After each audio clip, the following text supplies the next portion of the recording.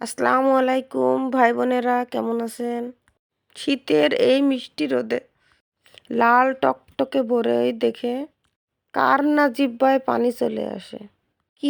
কি দেব ভেবে আর লাভ নাই।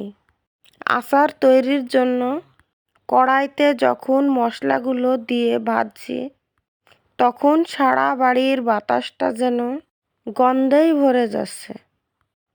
সরাসরি গাছ থেকে বরই পেড়ে ফেলেছি, ঠিক যেন লালমুক্ত ঝরে আছে। মনে হচ্ছে একটা পেড়ে এখনই কামড় দিই। মনে আছে ঢিল মেরে বরই পাড়ার সেই দিনগুলো? কে কে পেড়েছেন কমেন্ট করে জানাবেন।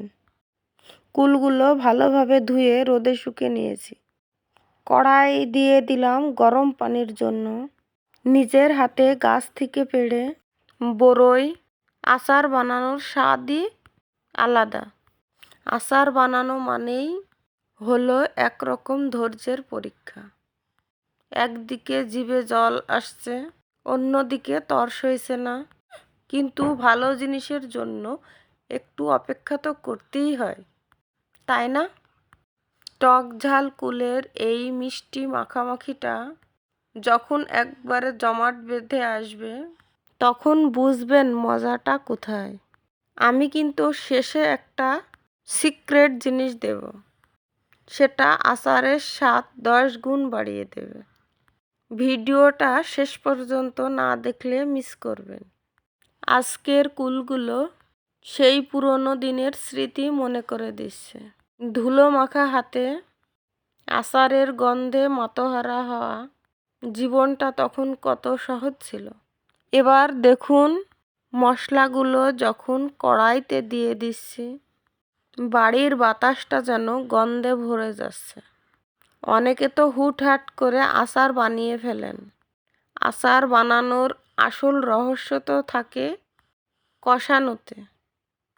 আচারের সুগন্ধটা যখন নাকে লাগে, তখন দুপুরের ঘুমটা এক নিমিষেই উড়ে যায়। কে কে আমার সঙ্গে একমত কমেন্ট করে জানাবেন। এ যেন চিনি, মশলা আর আর বরইয়ের মাখামাখি হচ্ছে। এটাই হলো আসল আর্ট। আমি কিন্তু এখানে বিশেষ একটা ভাজা মশলা দিব। এই মশলাটাই হলো আচারের প্রাণ। নামটা সারপ্রাইজ থাক, তবে স্বাদটা হবে রাজকীয়। দেখুন তো, মশলাটার সঙ্গে বরইগুলো যখন মাখামাখি হচ্ছে, তখন এর রঙটা কি দারুণ বদলে যাচ্ছে। আচারের আসল প্রাণ হলো এই কষানো আর আগুনের তাপের সঠিক মেলবন্ধন। এই লোভনীয় আচার দেখে নিজেকে কন্ট্রোল করে রাখা খুবই কঠিন। ইচ্ছা করছে বাটি ভরে নিয়ে এখনই বসে পড়ি। আমার মতো কার কার এখনই খেতে ইচ্ছা করছে কমেন্ট করে জানান তো। আজকের ভিডিওটা কেমন লাগলো? যদি আপনারাও আমার মতো বরইয়ের আচার প্রিয় হয়ে থাকেন, তবে একটা লাইক আর শেয়ার দিতে ভুলবেন না। আজ এই পর্যন্তই, দেখা হবে নতুন কোনো আড্ডায়। সবাই ভালো থাকবেন। আল্লাহ হাফেজ।